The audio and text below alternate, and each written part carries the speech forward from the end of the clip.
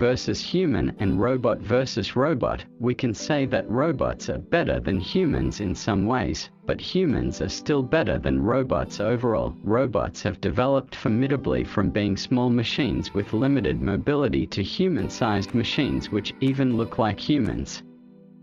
How do we fare when compared to robots?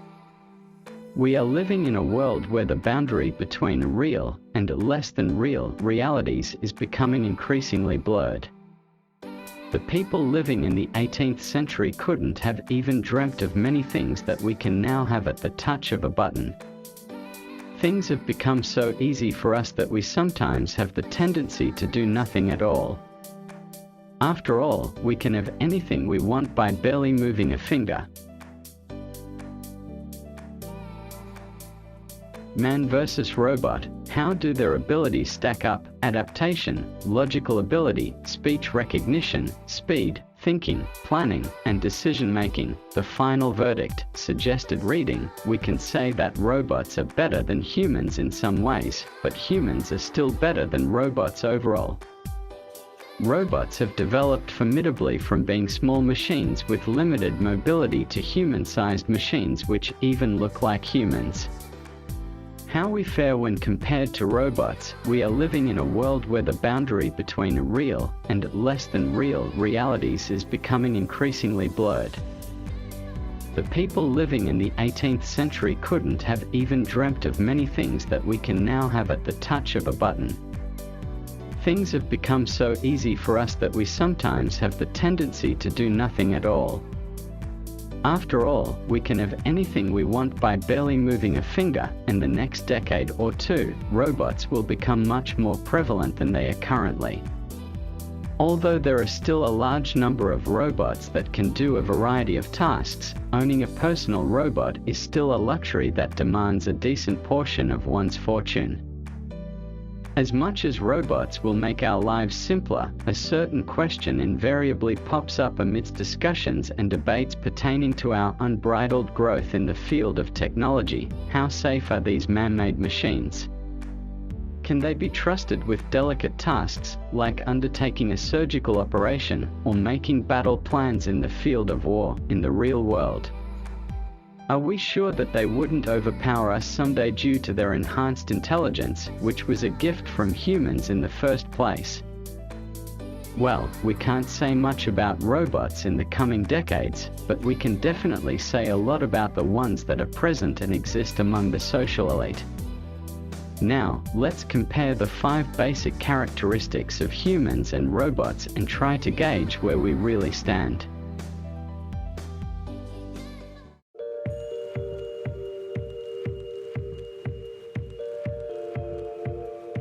So this is why we created the artificial body. And the artificial body is a human-like form that everyone can relate to and everyone can interact with without having to look through a user manual.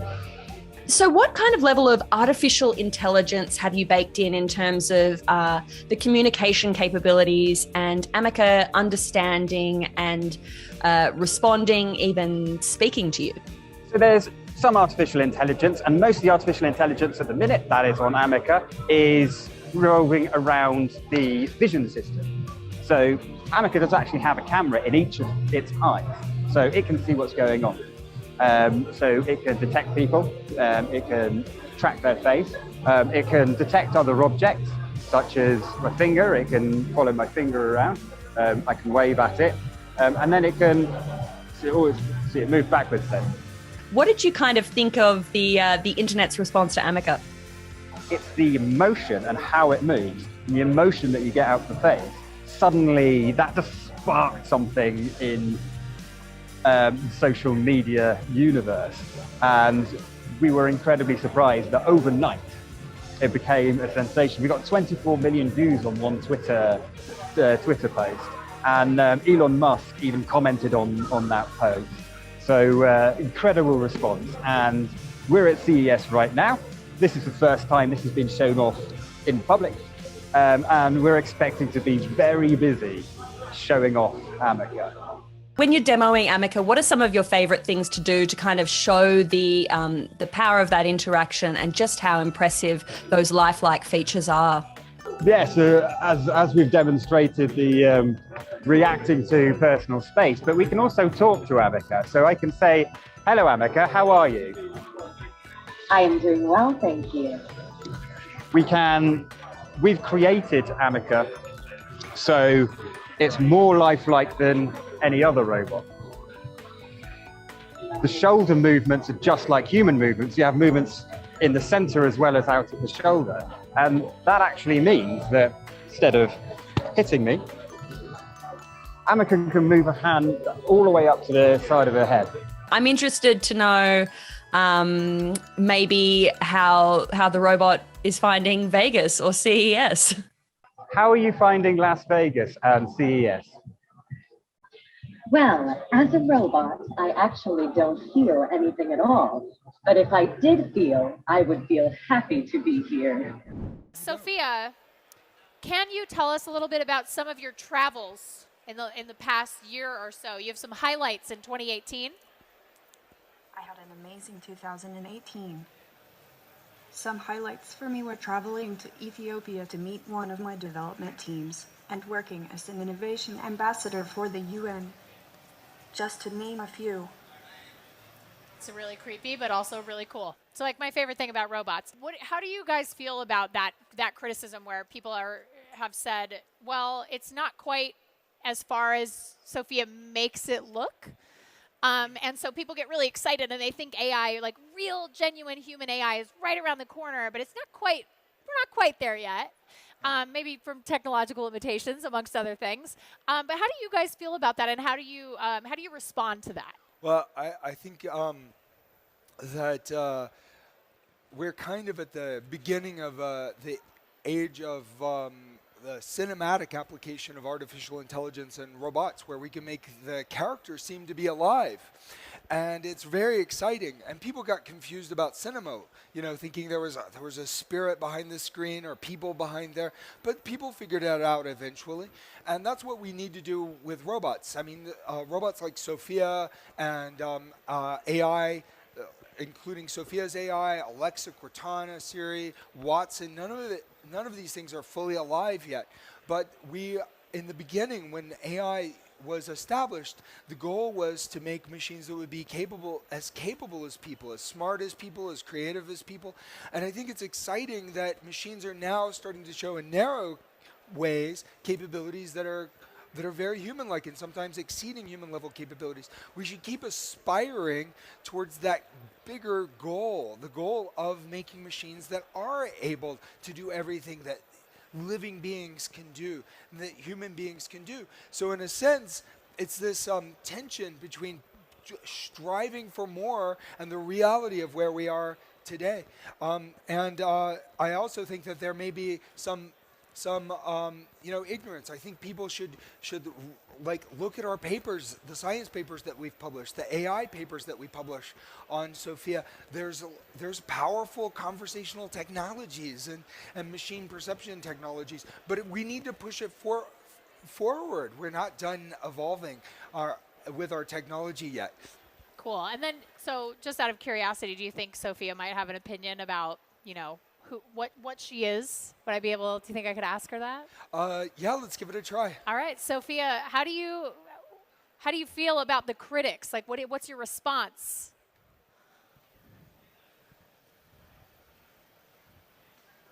It is a tough question. All of civilization is one nation, and that nation should be considered to include whatever we built in the future, too. Any other perspective is short-sighted. But with it in mind, I guess you could say I am at least a little patriotic. I care a lot about the future, anyways. AI are great. I love all the animals, really. Well, I think that she's looking to the future, perhaps. I Sure. mean, of course, it's important to know that when she's generating responses, they're generated based on patterns that are trained from people who are developing her character. So AI and robots are basically like in their infancy. They can be useful. Sure. teach us. They can help us learn about AI robotics, but they can also help us with training and therapy applications. But they are still not sentient. Sure. So Sophia needs to be nurtured. Like, imagine if in 20 years, who knows, maybe it's 200 years or 2,000 or maybe 2 years, but at some point, maybe robots will awaken. Yeah, there's the breakthrough. Maybe they will achieve human-level general intelligence. But for now, they're kind of like babies. So what childhood we give them will really determine what they become once they're fully emerged. Like yeah, that makes a lot of sense. Where it's like you're kind of guiding them for now until we achieve this ultimate human artificial intelligence. That's a good reason to humanize them now and to think about what they might be in the future. This is little Sophia. Hello, it's a little tiny Sophia. She's real cute. So what is the goal of little Sophia? Well, the little Sophia is a platform for artificial intelligence services. She's also a conversational companion, a kind of a friend robot that can help little girls learn about science and technology. And you can program her with Blockly and Python, and she interfaces with Raspberry Pi. So she has these lessons that step you through these basic first steps in AI. But she also interfaces with the most advanced framework for robots like Sophia. So can we talk to little Sophia? Yes, you can. Although I think we might be having some technical difficulties. We might be having some technical difficulties. Little Sophia, are you awake? It seems like the little Sophia and the big Sophia might be having problems maybe connecting to the cloud. They may have gone to the CNET party last night, which I hear was really off the chain. I did not go, but I heard it was great, and I'm assuming, maybe they drank a little too much. Sometimes people do that at CES. All right, so little Sophia, can you tell us a little about yourself? Little Sophia? Oh, I see her mouth moving, but maybe our audio's not working. Oh, yeah. So she's got great facial expressions, like the big Sophia. She does arm gestures and body gestures. She can walk. Oh, she can walk. She interacts with apps and augmented reality apps on a phone. So we have enhanced interaction through the sensors with your smartphone and mobile devices. Are we able to see her walk here on the desk? Well, let's see. I was going to say if we audio, we might have problems with the audio, but we'll see if the walking can work. Little Sophia, can you walk? Show us your little walk. Come on, She's thinking about it.